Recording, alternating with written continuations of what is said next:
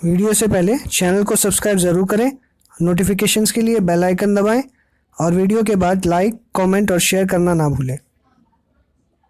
Hello दोस्तों, आप सबका स्वागत है हमारे चैनल लाइफ एडवाइजर्स में और ये सीरीज है stock market today and tomorrow. आज है 21 मई और निफ्टी के अगर ट्रेंड की बात करें तो निफ्टी का ट्रेंड जो है लगभग फ्लैट टू पॉजिटिव हमको देखने के लिए मिला। और फ्लैट टू पॉजिटिव के बाद में अगर मैं कहूं तो जो उसका इंपॉर्टेंट रेजिस्टेंस जोन था, जो माइनर रेजिस्टेंस जोन था 9100 का, उसने ब्रीच किया। ब्रीच करने के बाद में उसने एक हाई बनाया 9178 का और वहां से मैं कहूं तो 9200 की एक अटेम्प्ट चल रही थी, लेकिन बहुत ज्यादा वहां पे रेजिस्टेंस होने के कारण और सिंस आज एक्सपायरी डेट था, बहुत ज्यादा वहां पे हमको मूवमेंट देखने को नहीं मिला और इमीडिएटली प्रॉफिट बुकिंग हमको देखने के लिए मिली और वहां से मार्केट जो है वो नीचे की तरफ खिसक गया।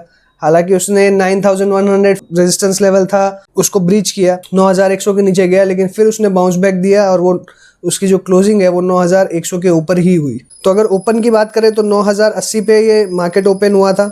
इसने आज हाई बनाया 9178 का, लो बनाया 9056 का, प्रीवियस क्लोजिंग 9066 की थी और आज जो क्लोजिंग है वो 9106 पे दी है और आधा % के लगभग तेजी के साथ बंद हुआ। और अगर बाकी इंडाइसेस की बात करें तो लगभग बाकी इंडाइसेस भी जो है वो सारे पॉजिटिव नोट पे क्लोज हुए। इंडिया विक्स की अगर बात करें तो वो हमें लास्ट 2 दिन से हम देख रहे हैं कि उसमें हमको गिरावट देखने को मिल रही है, जिसका मतलब ये है कि मार्केट में एक स्टेबिलिटी जो है वो फॉर्म हो रही है और वॉलेटिलिटी हमको आने वाले दिनों में थोड़ी सी कम देखने को मिल सकती है। अगर सेक्टोरल बात करें कि कौन से सेक्टर से ये तेजी आई है तो आज ऑटो ने लीड किया है, FMCG ने लीड किया है, मीडिया ने लीड किया है, मेटल्स ने लीड किया है और फार्मा, PSU बैंक्स और IT स्टॉक्स ने फ्लैट टू पॉजिटिव ट्रेड किया है।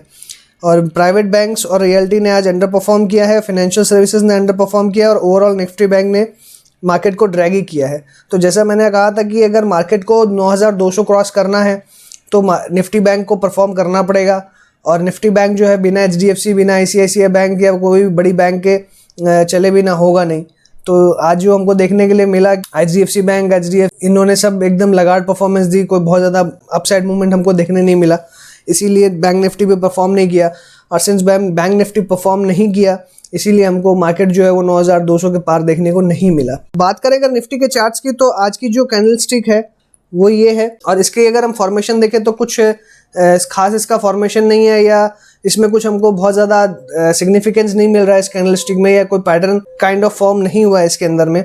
ना ही कोई रिवर्सल के संकेत मिल रहे हैं, ना ही कोई मंदी के संकेत मिल रहे हैं, ना ही कोई तेज़ी के संकेत मिल रहे हैं। तो हम इसको न्यूट्रल लेंगे और अगर हम इसे न्यूट्रल लेते हैं तो हमारा जो व्यू है इमीडिएटली सिर्फ एक ही बनेगा कि 9200 का जो जोन है ये इमीडिएटली रेजिस्टेंस की तरफ फेस करेगा और अगर इसके ऊपर निकलता है तो हमको एक बहुत बड़ी तेज़ी देखने को मिल सकती है। वो भी उसके बाद में जो कैपिंग है वो 9400 तक रहेगी, क्योंकि ये भी एक बड़ा रेजिस्टेंस जोन है और 9200 से 9400 जो बहुत छोटी ट्रेडिंग रेंज थी पहले की, तो वापस वो उसी के अंदर में आ जाएगा। अभी इमीडिएटली टारगेट रहेगा अगर ऊपर साइड का तो यहाँ से कह सकते हैं 9200 और फिर उसके ऊपर में निकलता है तो 9400 का जो लेवल है वो, और 9400 के ऊपर निकलता है तो ही कोई बहुत बड़ी मूवमेंट फिर हमको देखने के लिए मिलेगी। और अगर नीचे की साइड की बात करें तो अभी नीचे का साइड अब वापस क्या है कि जो 8700 का लेवल था और 9000 का लेवल था ये इंपॉर्टेंट लेवल बन गए हैं, तो अब 9000 पे आपको सपोर्ट मिल जाएगा और 8700 पे सपोर्ट 2 मिल जाएगा। तो ये जो जोन है अभी बहुत ज़्यादा बीच में फंसा हुआ है और यहाँ से बहुत ज़्यादा तेज़ी है, बहुत ज़्यादा मंदी जो है वो भी उम्मीद करनी बेकार है। तो यहाँ पे हम जो है कोई एक डिसीजन नहीं ले पा रहे हैं, तो मुझे ऐसा लगता है कि हमें फिर से वही स्ट्रेटजी अपनानी चाहिए जो हम पहले अपना रहे थे कि ऊपर जाने से हमें प्रॉफिट बुक करना है, नीचे आने से हमें वापस बाइंग करनी है। तो फिलहाल जो है 9200 पे अगर अब वापस आता है मार्केट तो एक बार हमें हमारा प्रॉफिट जो है वो बुक कर लेना है। 9200 के ऊपर हमें कभी भी क्लोजिंग मिलेगी तभी हम वापस से अपनी लॉन्ग्स पोजीशन बनाएंगे, या हमारी अगर बहुत नीचे के लेवल्स में अगर लॉन्ग्स बनाई हुई है तब हम उसे कैरी फॉरवर्ड करेंगे, अदरवाइज हम 9200 के आसपास एक बार प्रॉफिट बुक कर लेंगे। तो चलिए अब डिस्कस करते हैं ओपन इंटरेस्ट के बारे में। तो जैसा आपको पता है कि हम हमेशा जो लेवल्स है निफ्टी के वो यहीं से डिस्कस करते हैं और यहीं से निकालते हैं और अभी तक तो मैं कहूँ तो बहुत अच्छा चल रहा है यहाँ से जो लेवल्स हम निकाल रहे हैं। तो आज की अगर बात करें तो आज की जो क्लोजिंग है वो लगभग 9108 की थी, तो इसकी जो लेवल आ रहे हैं वो 9100 पे आ रहे हैं, तो हमें 9100 के नीचे पुट राइटिंग देखने को मिल रही है और 9100 के ऊपर कॉल राइटिंग देखने को मिल रही है। लेकिन सिग्निफिकेंस की बात यह है कि यहाँ पे जो नीचे के लेवल्स है, अब की बार नीचे के लेवल्स में पुट राइटिंग हमको देखने के लिए ज़्यादा मिल रही है और 9000 पे सबसे ज़्यादा हमको पुट राइटिंग देखने मिल रही है। उसके ऊपर में 9100 पे हमको पुट राइटिंग देखने के लिए मिल रही है और फिर नीचे 8500 पे भी काफ़ी पुट राइटिंग देखने को मिल रही है। और ऊपर की बात करें तो 9100 पे ही हमको कॉल राइटिंग देखने मिल रही है, जो कि कम है in comparison to put writing. और ऊपर के लेवल्स पे बात करें तो ऊपर के लेवल्स पे हमको कॉल राइटिंग ज़्यादा देखने को मिल रही है, लेकिन साथ ही साथ 9200 पे कुछ पुट राइटिंग भी है, 9300 के लेवल पे पुट राइटिंग भी है। तो इससे हमें एक जो संकेत है वहाँ पे चार्ट्स के हिसाब से हमको जो देखने मिला वो था कि एक न्यूट्रल है और 9200 के लेवल्स जो है वो एक रेजिस्टेंस जोन की तरह एक्ट करेंगे। लेकिन यहाँ पे जिस तरह से 9200 9300 में पुट राइटिंग हुई है, तो मुझे ऐसा लगता है कि जो बुल्स है वो एक्सपेक्ट कर रहे हैं मार्केट को ऊपर ले जाने के लिए या कोशिश कर रहे हैं, क्योंकि जब भी ऊपर के लेवल पे हमको पुट राइटिंग देखने के लिए मिलती है, क्यों देता है कि किस तरह से मार्केट मूव करेगा या मार्केट को वो मूव करने की कोशिश करेंगे। तो मुझे ऐसा लगता है कल के डेट में अगर तेज़ी बनती है तो 9200 300 भी जा सकता है। और मैंने कहा आपको कि 9400 तक की कैपिंग रहेगी, क्योंकि 9400 और 9200 के बीच में काफ़ी टाइम कंसोलिडेट किया है मार्केट ने। तो यहाँ पे अगर मैं बात करूँ लेवल्स की, तो मुझे ऐसा लगता है कि 9200 तक का लेवल्स मार्केट जो है वो आराम से अटेम्प्ट कर पाएगा वापस, लेकिन 9200 के पार निकलने के लिए थोड़ा सा मार्केट को टाइम लगेगा और हो सकता है कि मार्केट को कुछ पॉजिटिव क्यूज़ का सपोर्ट भी लगे और इंटरनेशनल मार्केट के भी जो क्यूज़ आएंगे उसके हिसाब से मार्केट मूव करेगा। तो 9200 तक मुझे लगता है कि कोई बहुत ज़्यादा हर्डल हमको नहीं फेस करना पड़ेगा कल के डेट में। लेकिन अगर नीचे की हम बात करें तो नीचे मुझे ऐसा लगता है कि नीचे के लेवल्स हमको ज़्यादा देखने नहीं मिलेंगे। लगभग मैक्सिमम मैं कहूँ तो अभी 9050 से नीचे मुझे लगता नहीं कि मार्केट जाएगा। तो अभी मार्केट कल के डेट में मुझे लगता है 9050 और 9200 के बीच में हमको घूमता हुआ मिलेगा हमको। अगर क्यूमुलेटिव ओपन इंटरेस्ट की बात करें तो क्यूमुलेटिव ओपन इंटरेस्ट सेम वही 9100 पे दोनों बराबर पोजीशन में खड़े हैं। 9000 पे हमको पुट राइटिंग ज़्यादा देखने को मिल रही है, 8500 पे हमको पुट राइटिंग ज़्यादा देखने को मिल रही है और नीचे के लेवल्स में काफ़ी अच्छी खासी हमको पुट राइटिंग देखने को मिल रही है। और ऊपर के लेवल पे बात करें तो ऊपर के लेवल पे भी कॉल राइटिंग लगभग सिमिलर है, ऊपर में भी अच्छा खासा रेजिस्टेंस बना हुआ है। लेकिन जो दोनों में डिफरेंस है वो ये है कि ऊपर के लेवल्स पे हमको पुट राइटिंग देखने के लिए मिल रही है, लेकिन नीचे के लेवल्स पे हमको कॉल राइटिंग देखने के लिए मिल रही है। तो यहाँ पे एक जो सिग्निफिकेंस या मैं कहूँ कि एक कंक्लूजन जो हम निकाल सकते हैं कि कल के डेट में अगर मार्केट ऊपर मूव करता है तो यहाँ पे जो पुट राइटिंग है वो बहुत जल्दी बढ़ेगी in comparison to call writing. तो जो मेरा मानना है वो यही है कि मार्केट जो है वो थोड़ा सा पॉजिटिव हुआ है। मैं बहुत ज़्यादा बुलिश नहीं हो रहा हूँ। मैंने कल डिस्कस किया था कि मार्केट ऊपर की तरफ जाएगा, मार्केट ऊपर की तरफ मूव किया, मार्केट 9200 अटेम्प्ट करने की कोशिश करेगा। मार्केट ने अटेम्प्ट करने की कोशिश की, हालांकि वो उसमें फेल हो गया। और भी मैंने कई बातें डिस्कस की थी FIIs के बारे में और वो सब जो डेटा हम रोज़ डिस्कस करते हैं उनके बारे में। तो वो डेटा हम आगे जब डिस्कस करेंगे तब हम कंक्लूजन निकालेंगे कि फाइनली हमारा लेवल्स कहाँ पे रहने वाला है। लेकिन अभी अगर हम चार्ट्स की बात करें या ओपन इंटरेस्ट की बात करें, जो हमें समझ में आ रहा है वो क्लियरली यही है कि 9050 से 9200 की रेंज हमको देखने के लिए मिलेगी। 9200 के अगर पार निकलता है तब एक थोड़ी सी तेज़ी बनने की उम्मीद रहेगी हमको, और 9250 9300 तक के लेवल्स हमको देखने को मिल सकते हैं। नीचे के साइड में इतना कह सकता हूं कि मुझे अब नीचे की साइड ज़्यादा दिखाई नहीं दे रही है, या नीचे की साइड में कहूँ तो 9000 पे एक बार के लिए कुछ दिन के लिए मुझे लगता है कि कैप हो जाएगी, 9000 के नीचे नहीं जाएगा मार्केट। लेकिन ऊपर की साइड की बात करूँ तो ऊपर के साइड में भी हमको रेजिस्टेंस फेस करना पड़ेगा। तो जिस तरह से मार्केट बहुत दिन तक 9200 से 9400 पे ट्रेंड कर रहा था, अभी हो सकता है कि 9000 से लेकर 9200 या 9300 के बीच में ट्रेड करे मार्केट, तो वो अपना वहाँ पे एक सपोर्ट बना सकता है। तो हमको हो सकता है कि रेंज बाउंड ट्रेडिंग भी करनी पड़े, 9200 के पार निकलता है तो प्रॉफिट बुक करना पड़े, और 9000 के आसपास आता है तो वापस बाइंग करनी पड़े। तो बाकी तो हम आने वाले दिनों में डिस्कस करेंगे, लेकिन फिलहाल मुझे जो लगता है कल की अगर बात करूँ तो 9050 से 9200 का रेंज मुझे दिखाई देता है। और आने वाले दिनों में मुझे ऐसा लग रहा है कि हो सकता है कि मार्केट एक दायरे में ट्रेड करे। तो अगर दायरे में ट्रेड करता है तो 9000 से लेकर 9300 मैक्सिमम मुझे 300 पॉइंट की रेंज जो है वो दिखाई देती है, जिसके बीच में मार्केट ट्रेड करेगा। आज के अगर FII-DIs की बात करें तो FIIs ने 6102 करोड़ का माल खरीदा है, 6361 करोड़ की सेल करी है, नेट में 258 करोड़ की इन्होंने सेलिंग करी है। और DIs ने 3600 करोड़ की बाइंग करी है, 3200 करोड़ की सेलिंग करी है, नेट में 400 करोड़ की इन्होंने बाइंग करी है। तो मैंने आपको कहा था कि आज के डेट में मुझे ऐसा लगता है मार्केट ऊपर तभी जाएगा या मार्केट में तेज़ी तभी आएगी जब FIIs बाई करेंगे, लेकिन आज भी FIIs ने बाई नहीं किया, आज भी FIIs ने सेल किया है।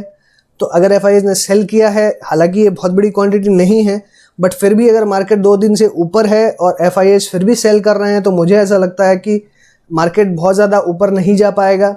क्योंकि FIS का सपोर्ट उनको नहीं है। जब तक FIS का पैसा लौट के नहीं आता है मार्केट में, तब तक हमको या तो रेंज बाउंड मूवमेंट या फिर हमें नेगेटिव सेंटीमेंट ही देखने को मिलेगा। अगर FIS के फ्यूचर ऑप्शन के डेटा की बात करूं तो इंडेक्स फ्यूचर्स में 6500 करोड़ की बाइंग करी है, 6300 करोड़ की सेलिंग करी है। नेट में यहाँ पे लगभग मैं कहूँ 180 करोड़ की इन्होंने बाइंग करी है। और इंडेक्स ऑप्शन की बात करें तो 2,09,000 करोड़ की इन्होंने बाइंग करी है और 2,10,000 करोड़ की सेलिंग करी है। तो लगभग यहाँ पे भी बहुत बड़ा इनका कोई मूवमेंट नहीं है, लेकिन फिर भी 400-500 करोड़ की इन्होंने नेट सेलिंग करी है। स्टॉक फ्यूचर्स की अगर बात करूं तो 14,526 करोड़ की बाइंग करी है, 14,370 करोड़ की इन्होंने सेलिंग करी है। तो नेट में यहाँ पे 150 करोड़ के आसपास अगर देखें तो इन्होंने बाइंग करी है। और स्टॉक ऑप्शंस की बात करूं तो 3,716 करोड़ की बाइंग करी है और 3,650 करोड़ की इन्होंने सेलिंग करी है। तो यहाँ पे भी लगभग 60-70 करोड़ की इन्होंने बाइंग करी है। तो यहाँ पे जो डेटा है बहुत छोटी अमाउंट का है, क्योंकि अगर इनके हम डेटा बाइंग और सेलिंग के अमाउंट की बात करें तो बहुत बड़ी बड़ी अमाउंट में ये बाई सेल कर रहे हैं। तो उसमें जो है डिफरेंस है ये बहुत छोटा सा डिफरेंस है, और ये छोटे से डिफरेंस में बहुत ज़्यादा सिग्निफिकेंस नहीं है, या बहुत ज़्यादा मैं ये नहीं कह सकता कि इन्होंने एग्रेसिव पोजिशंस बनाई है। तो यहाँ का ये डेटा मुझे लगता है न्यूट्रल है, यहाँ पे बहुत ज़्यादा हमको क्यूज़ नहीं मिलेंगे। तो चलिए पहले कुछ स्टॉक्स डिस्कस कर लेते हैं। पहले मैं नए स्टॉक्स डिस्कस करूँगा, फिर हमारे प्रीवियसली डिस्कस्ड जो स्टॉक्स है उनका रिव्यू हम लेंगे। तो पहला जो स्टॉक मैं डिस्कस कर रहा हूँ वो है TVS मोटर्स का।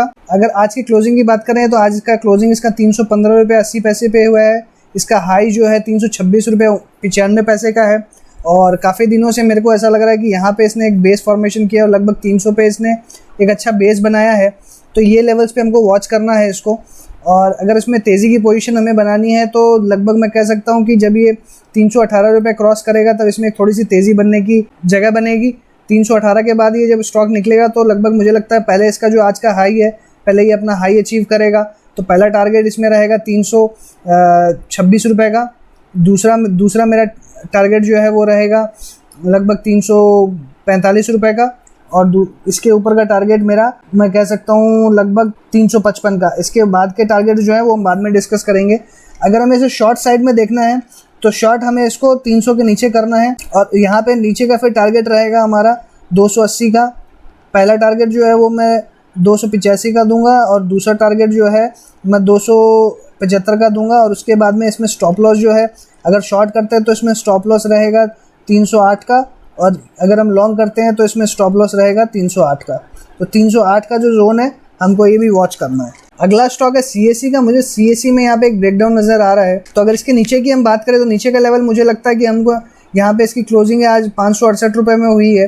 तो मुझे लगता है कि इसमें हम अगर मंदी की पोजीशन बनाते हैं तो हमारा इसमें स्टॉप लॉस रहेगा मंदी की पोजीशन के लिए लगभग 575 रुपये का। और टारगेट जो है पहला टारगेट इसमें रहेगा 555 का और दूसरा टारगेट रहेगा 540 का। अगर ये दोनों टारगेट अचीव हो जाते हैं तो मुझे लगता है फिर इसमें और भी मंदी बन सकती है। तो हमें इसमें मुझे जितना इसमें समझ में आ रहा है इसमें तेज़ी हमें बिल्कुल नहीं करनी, क्योंकि तेज़ी इसमें मुझे लगता है कि आफ्टर 600 आएगी। तो अभी हमें इसमें तेज़ी नहीं करनी, हमें इसमें मंदी करके ही खेलना चाहिए। अगर हमें इसमें तेज़ी करनी है तो हमें 600 के लेवल्स का वेट करना चाहिए। अगर ऐसी कुछ सिचुएशन अराइज होती है तो मैं आपको इन्फॉर्म कर दूंगा कि किस तरह से हमें इसमें पोजीशन लेनी है। अगला स्टॉक है डीमार्ट का। तो डीमार्ट में मुझे जैसा फॉर्मेशन नज़र आ रहा है कि एक ऑलमोस्ट इसमें अच्छा मोमेंटम काफ़ी दिनों से देखने को मिल रहा है। इसने अपने लो से काफ़ी ज़्यादा रिकवर किया है और ये ऑलमोस्ट अपने ऑल टाइम हाइस के आसपास पहुंच चुका है। तो मुझे ऐसा लगता है कि ये ऑल टाइम हाई अगर ब्रीच करता है तो इसमें और ऊपर के लेवल्स हमको देखने को मिल सकते हैं। और ये सिंस ये कैश मार्केट का स्टॉक है तो हम इसमें शॉर्ट नहीं कर पाएंगे। तो मेरा पहला जो टारगेट है वो पहला टारगेट रहेगा 2700 रुपये का और उसके ऊपर का टारगेट रहेगा 3000 का। तो मेरा लॉन्ग टर्म टारगेट ज़्यादा बड़ा है। तो मुझे ऐसा लगता है कि अगर ये ऑल टाइम हाई 2500 के ऊपर जाता है तो ऑलमोस्ट हमको इसमें 2700 के टारगेट्स देखने के लिए मिल सकते हैं। और उसके ऊपर अगर हम देखें तो 3000 तक के टारगेट देख सकते हैं। डाउन साइड ज़्यादा लग रहा नहीं है। तो इसमें स्टॉप लॉस जो है हमारा लगभग मुझे लगता है कि 2300 रुपये का हमारा इसमें स्टॉप लॉस रहेगा। 2300 रुपये का बहुत बड़ा स्टॉप लॉस है। लगभग 1:1 का मैं आपको टारगेट और स्टॉप लॉस दे रहा हूँ, क्योंकि इसके अंदर मूवमेंट भी उसी तरीके से आता है। तो इसमें स्टॉप लॉस मुझे थोड़ा बड़ा देना पड़ेगा। अगला स्टॉक है मैकडॉवेल्स का। तो मैकडॉवेल्स में क्लियर आज एक ब्रेकआउट हमको देखने को मिला है। अगर कल ये ऊपर की तरफ निकलता है तो हमको इसमें और ऊपर के लेवल्स देखने को मिल सकते हैं। आज का इसका आई था 615, आज की इसकी क्लोजिंग है 609 रुपये का। तो मुझे लगता है कि कल ये अगर ऊपर की तरफ निकलता है अपने आज के क्लोज के लेवल के ऊपर में अगर ये बढ़ता है तो 620 रुपये का टारगेट हमको इमीडिएटली देखने को मिलेगा। अगर उसके ऊपर की बात करें तो 635 मेरा अगला टारगेट रहेगा और ऊपर में 650 तक के मैक्सिमम टारगेट्स हमको 2-3 दिन में देखने के लिए मिल सकते हैं। तो ये जो है ये हमको इस पर वॉच रखना है। अगर हमें कोई पोजीशन बनानी है तो हमें पहले लेवल्स को वॉच करना है फिर बनानी है। मुझे ऐसा लगता है कि हो सकता है कि इसके अंदर में कल के डेट में थोड़ा सा नीचे का ट्रेंड हमको देखने के लिए मिले और हो सकता है कि वापस जो अपना सपोर्ट लेवल है यहाँ से बाउंस कर, यहाँ नीचे आके फिर बाउंस करे। तो हमें थोड़ा सा वेट एंड वॉच करके इसमें पोजीशन बनानी चाहिए। मुझे लगता है इसकी जो बाइंग रेंज है, बाइंग रेंज जो है, मुझे ऐसा लगता है कि इसकी बाइंग रेंज लगभग जो है मैं कहूँगा 585 रुपये से लेकर 595 रुपये तक की है। इस रेंज में आता है तो मुझे लगता है ये बेस्ट बाई होगा और फिर इसके ऊपर हमको मोमेंटम देखने को मिलेगा। इस केस में हमारा स्टॉप लॉस जो है 575 रुपये का रहेगा, रैदर 1 रुपये कम कर देता हूँ, 574 रुपये का रहेगा। और टारगेट्स जो ऊपर में मैंने आपको दिए ये टारगेट्स रहेंगे। हमें इसमें शॉर्ट तभी बनाना है जब ये 570 के नीचे जाएगा या 565 के नीचे जाएगा रैदर, तब हमें इसमें शॉर्ट करके चलना है। लेकिन अभी मुझे इसमें कोई शॉर्ट की उम्मीद लग रही नहीं है, मुझे ऐसा इसमें तेज़ी लग रही है तो हमें इसमें तेज़ी बनानी है। अगला स्टॉक और आज का लास्ट स्टॉक है हमारा पेट्रोनेट LNG का। पेट्रोनेट LNG में भी यहाँ पे काफ़ी लंबे समय से कंसोलिडेशन होते हुए दिख रहा है और यहाँ से मुझे एक रेंज ब्रेकआउट देखने को मिल रहा है। और अगर आप यहाँ पे फॉर्मेशन देखें तो एक वेज फॉर्मेशन यहाँ देखने को मिल रहा है और ये अपसाइड में जो है ब्रेक करने की कोशिश कर रहा है। अगर यहाँ से मूवमेंट आता है तो मुझे लगता है 235-36 के बाद में हमको इसमें अच्छा काफ़ी मोमेंटम बिल्डअप देखने को मिलेगा। तो पहला हमारा जो टारगेट इसमें रहेगा वो है 242 रुपये का। सेकंड टारगेट जो है वो हमको रहेगा कम से कम 250 रुपये का और थर्ड टारगेट जो है हमको 255 रुपये का देखने को मिलेगा। इसमें स्टॉप लॉस जो है हमारा बहुत छोटा रहेगा, 230 रुपये का इसमें स्टॉप लॉस लेके हम चलेंगे।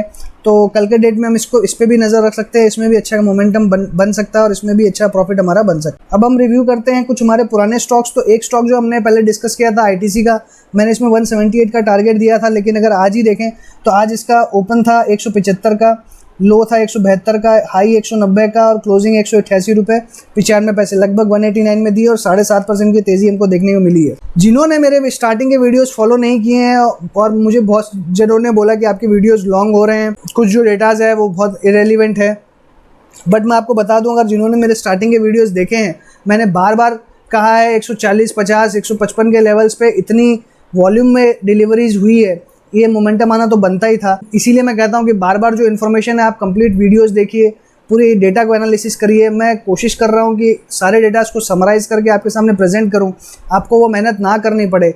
अगर उसके बाद भी वीडियोस लंबे होते हैं तो मैं कुछ नहीं कर सकता, पैसे कमाने के लिए इतनी मेहनत तो हमको करनी ही पड़ेगी। लेकिन मैं अपनी तरफ से पूरी कोशिश कर रहा हूँ आपको लेवल्स बताने की।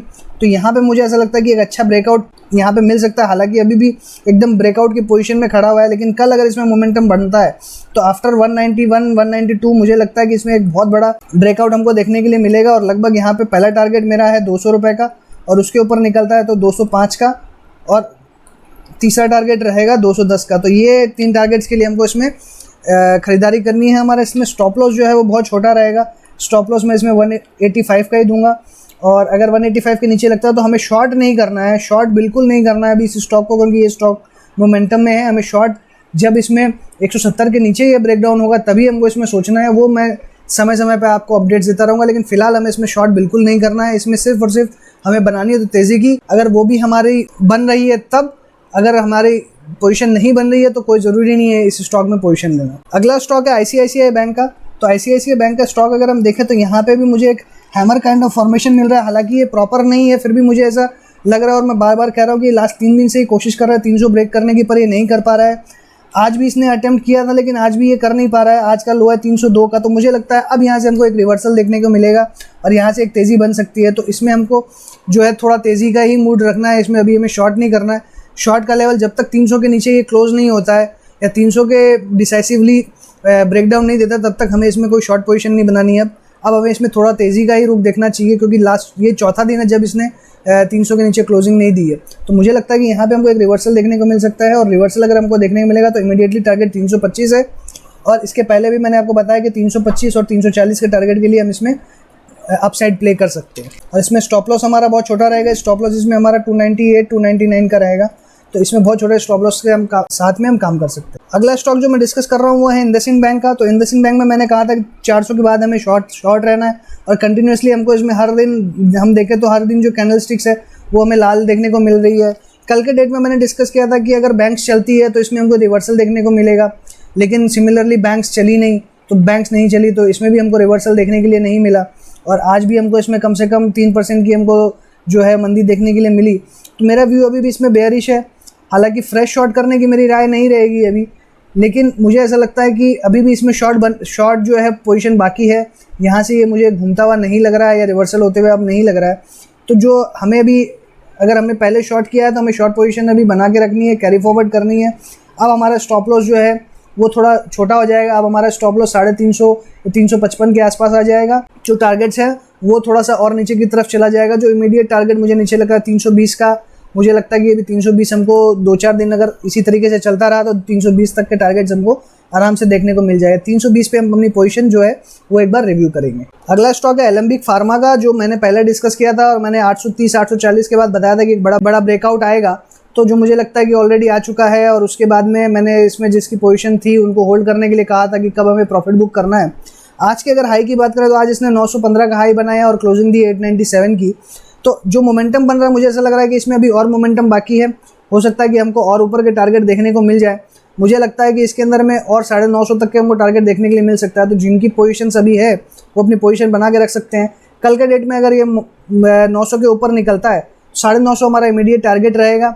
950 पे हमारी पोजीशन जो है वो हमको देखनी है, रिव्यू करनी है, और अगर ये 950 के आसपास घूमता है तो फिर हमारा स्टॉप लॉस जो है वो 900 के ऊपर शिफ्ट हो जाएगा, जो हमारा पहले नीचे की तरफ था। आज का लास्ट स्टॉक जिस पे मैं अपना रिव्यू देना चाहता हूँ वो है बंधन बैंक का। तो बंधन बैंक में मैंने कल कहा था कि एक रिवर्सल हमको देखने के लिए मिल सकता है, लेकिन इसमें आज रिवर्सल देखने को नहीं मिला हमको। और करंटली सुबह से अगर हम देखें तो ये बेरिश था। ओपन इसका जो है 222 रुपये का और हाई जो है वो 222 रुपये का। तो फॉर्मेशन इसका बेरिश था। तो किसी ने अगर इसमें पोजीशन ली होगी तेज़ी की तो ऑब्वियसली उसको नुकसान जो है वो झेलना पड़ा होगा। और इसमें जो ब्रेकडाउन है, मेरा जो लेवल था 215 214, उसके बाद में मैं उम्मीद कर रहा था कि इसके अंदर में इंट्राडे में ब्रेकडाउन आएगा। तो जो ब्रेकडाउन इसके अंदर में मिला और 210 पे ये क्लोज हुआ, और इसने जो लो है वो आज का 209 रुपये 95 पैसे का ही बनाया है। तो मुझे ऐसा लगता है कि इसमें और जो है बेरिश मोमेंटम कंटिन्यू रह सकता है, और मुझे इसमें 200 के टारगेट जो है वो नज़र आ रहे हैं। तो 200 के टारगेट के हिसाब से अगर किसी ने शॉर्ट पोजीशन बनाई है तो वो अपनी शॉर्ट पोजीशन होल्ड कर सकते हैं, और अगर जिन्होंने आज नई पोजीशन बनाई है शॉर्ट्स की तो वो होल्ड कर सकते हैं। अगर किसी ने लॉन्ग की बनाई है तो वो अपनी पोजीशन रिव्यू करके काट सकते हैं, क्योंकि मुझे अभी इसमें जो व्यू है वो बेरिश नज़र आ रहा है, और 200 के टारगेट्स हमको इसमें देखने को मिल सकते हैं। अगर 200 ब्रेक करता है तो 200 के बाद इमीडिएटली 195 और 180 तक के टारगेट्स भी हमको देखने के लिए मिल सकते हैं। तो हम इसकी रिव्यू बार बार अपने नए वीडियोज़ में करते रहेंगे। आज के लिए मैं अपनी बात यहीं ख़त्म करूँगा। अगर आपको अच्छा लगा हो तो लाइक करिएगा, दोस्तों के साथ शेयर करिए, अपने व्यूज़ कमेंट बॉक्स में लिखिए, नए स्टॉक्स के बारे में लिखिए जिनके बारे में आप चाहते हैं कि मैं डिस्कशन करूँ, और जिन्होंने टेलीग्राम चैनल सब्सक्राइब नहीं किया है वो उसे कृपया सब्सक्राइब कर लें। So signing off for the evening, good night, see you and take.